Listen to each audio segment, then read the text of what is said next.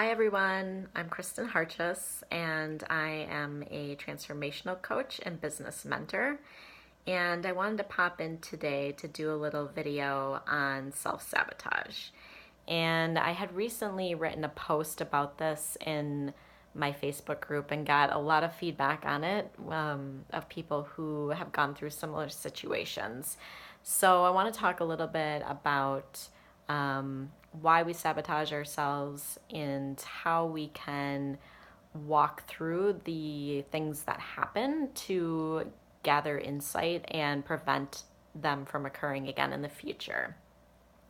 And to go back a little bit, I'll tell you about what it was specifically that I was writing about personally for me that had happened. And it really had just happened actually this last weekend. I had eaten a big bowl of popcorn, which does not sound like a big deal, but I have really bad reactions when I eat corn of any type. And so I truly spent the whole night and all of the next day almost feeling terrible.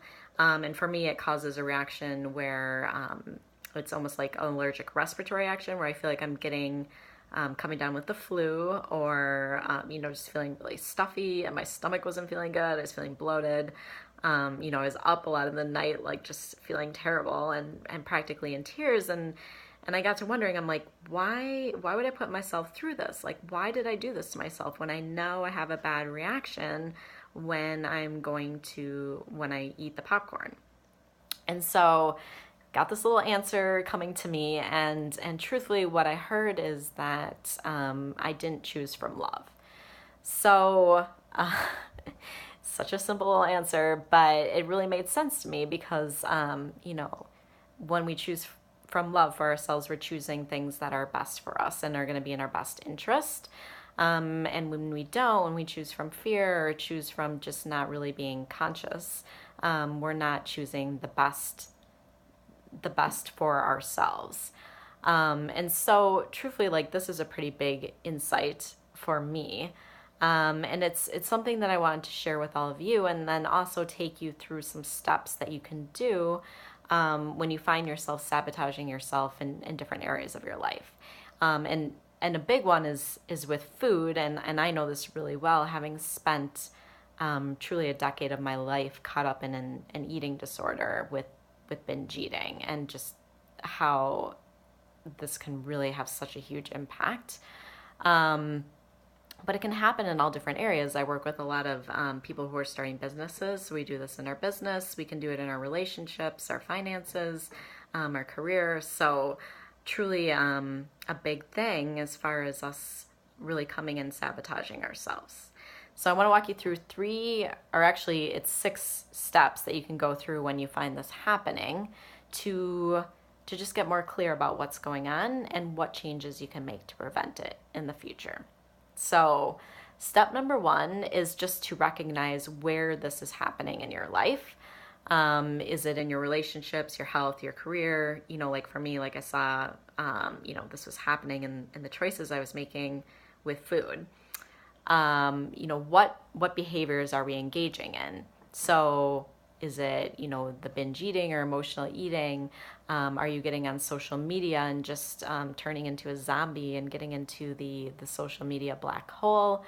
Are you not planning your day well so that you're running out of time and not having time to take care of yourself or do the things, exercise, eat well, do the things you really need to do? So looking and seeing what it is that you're doing. And then what is the result? So what is happening because of the action that you're taking? So like for me, I physically felt sick and, then felt bad about making a choice that would end in me feeling sick. So, and then also I could look at, it made me bloated, like if you're eating things that, are not allowing you to reach goals as far as feeling a certain way or reaching, losing weight, whatever it is, to recognize these things. And then how did it make me feel? So it made me feel crappy. It made me feel, disappointed and upset and wondering why I would do this. And how do you want to feel instead? like I want to feel good, I want to feel energized, I want to feel light, I want to feel happy.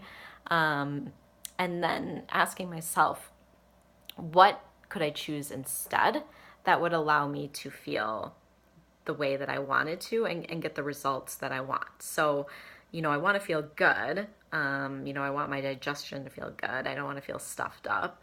And so I could instead choose to eat something that would leave me feeling that way. And it doesn't mean, when I say this, it's never about being perfect. It's not about trying to be perfect in our life or always eating perfect.